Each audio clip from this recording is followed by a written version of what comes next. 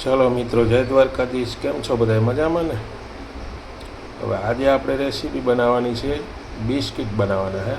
તો બિસ્કિટ બનાવવા માટે જો ચણાનો લોટ, ઘઉંનો લોટ લઈ લીધો છે, પછી ખાંડ દરેલી લીધી છે, પછી આ દૂધ લીધું છે અને અડધી વાટકી જેટલો રવો લીધો છે।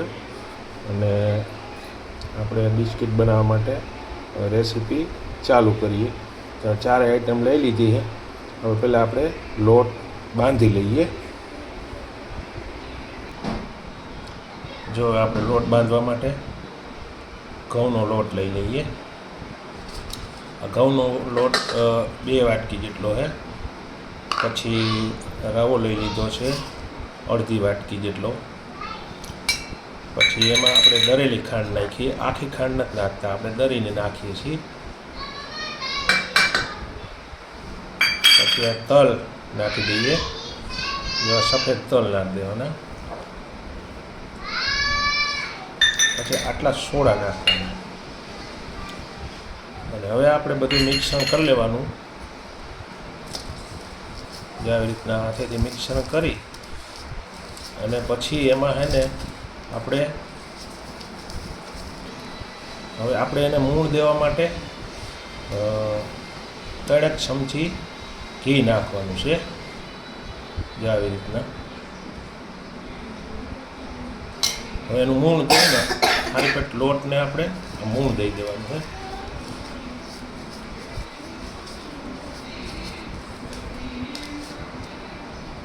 જો લોટમાં આપણે કમ્પ્લીટલી મૂળ દેવાઈ ગયું છે। હવે આપણે લોટ બાંધવાનો છે। તો પહેલાં એમાં દૂધ નાખવાનું, ઘટે ને તો પાણી નાખવાનું। પહેલાં આપણે લોટ બાંધી લેવાનો છે, આપણે રોટલી બનાવીએ ને એટલો કઠણ, એટલે એકદમ આમ થાય ને ક્રિસ્પી બને અને સોફ્ટ બને એમ। જો હવે આપણે લોટ છે ને બંધાઈને કમ્પ્લીટ થઈ ગયો છે। તો હવે 10-15 મિનિટ આપણે ઢાંકીને મૂકી દેવાનો છે, એટલે શું છે એકદમ ઓલો થઈ જાય એટલા માટે। તો આપણે છે ને પહેલાં તરવા માટે આપણે તેલની તૈયારી કરી લઈએ। તેલ આપણે ગરમ કરવા મૂકી દઈએ। જો આપણે હવે તેલ ગરમ કરવા મૂકી દીધું છે, એટલે આપણે હવે છે ને ગેસ નથી પણ છગડી છે, છગડી આપણે ચાલુ કરી દઈએ। એટલે તેલ આપણું ગરમ મળે થવા। તેલ ગરમ થઈ જાય એટલામાં તો આપણે જે બિસ્કિટ બનાવવાના છે ને એનું વ્યવસ્થિત રીતે લોટ થોડીક વાર ઢાંકીને રાખ્યો હોય, 15 મિનિટ થાય પછી એને આપણે છે ને કટિંગ કરવાનું છે। તો હું તમને હમણાં બતાવીશ, ત્યાં સુધીમાં તેલ ગરમ થાય છે। જો હવે આપણો લોટ છે ને કમ્પ્લીટ થઈ ગયો છે। હવે આવી રીતના છે ને આમ લાંબો પટો કરી અને એને પછી છે ને થોડુંક આમ વણવાનું છે। વણીને પછી એમાં આપણે બિસ્કિટ પાડશું। જો આવી રીતના આપણે પટો કરવાનો છે। પટો કરી અને પછી છે ને જો આવી રીતના આમ કટિંગ કરવાનું છે। આવી રીતના લાંબા ટૂંકું હોય ને તો સરખું કરી લેવાનું। જે આવી રીતના કટિંગ કરી નાખવાનું।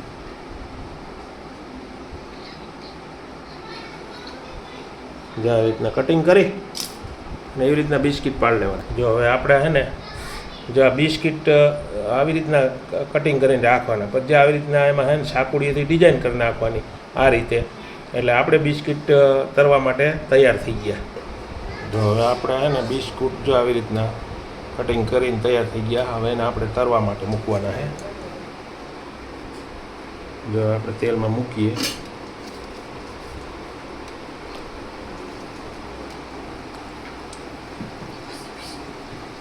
આવી રીતના છે ને બધા તેલમાં મૂકી દેવાના।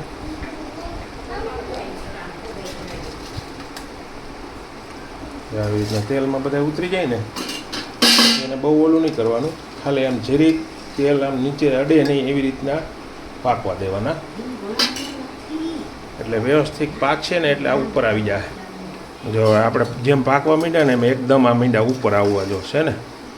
આવી રીતના લાંબા ટૂંકા ગોળ તમારે જેવા બનાવવા હોય ને એવા આમ દુકાને મળે ને એથી એકદમ ક્રિસ્પી અને એકદમ મસ્ત બને છે। તો તો તમે પણ આવી રીતના ઘરે એકવાર ટ્રાય કરજો. જો આવા બને મસ્ત.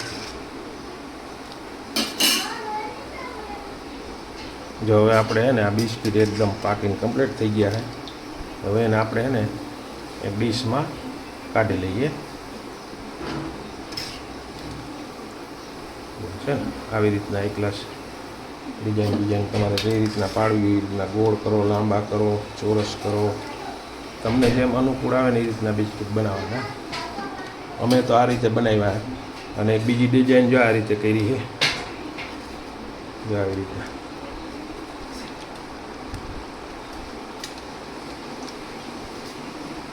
આને આપણે છે ને પકવવા ઉતારી દીધા છે. અને જ્યાં સુધી લાલ જેવા થાય ને ત્યારે ક્રિસ્પી થઈ જાય એટલે પાકી જાય એટલે પછી ઉતાર લેશું. અત્યારે જો આવી રીતના બને છે. જો હવે આપણે બિસ્કિટ છે ને એકદમ ક્રિસ્પી અને પાકીને તૈયાર થઈ ગયા છે. તો હવે આપણે ગેસની ફ્લેમ બંધ કરી દઈએ અને એને કાઢી લઈએ. તો હાલો, જો આપણે બે ડિઝાઇનના એક જ લોટમાંથી બનાવ્યા હતા. બે અલગ અલગ ડિઝાઇન કરી છે. એક ગોળ ટાઈપ કરી, એક લંબચોરસ ટાઈપ. એટલે જો આપણે બિસ્કિટ બની અને તૈયાર થઈ ગયા છે. અને કેવા બન્યા એ તમે જુઓ. જો એકદમ ક્રિસ્પી, ભૂકો થઈ જાય પર બાર છોકરા ખાઈ શકે ને એવી રીતના જો છે ને. એટલે આવા ક્રિસ્પી અને એકદમ સોફ્ટ બને છે. તમે પણ ક્યારેક ટ્રાય કરજો. અને અમારો વિડીયો ગમ્યો હોય તો લાઇક, શેર અને સબસ્ક્રાઈબ જરૂર કરજો. કેમ કે આવા નવી નવી રેસીપી જોવા માટે રોજ અમારો એક વિડીયો મૂકશું.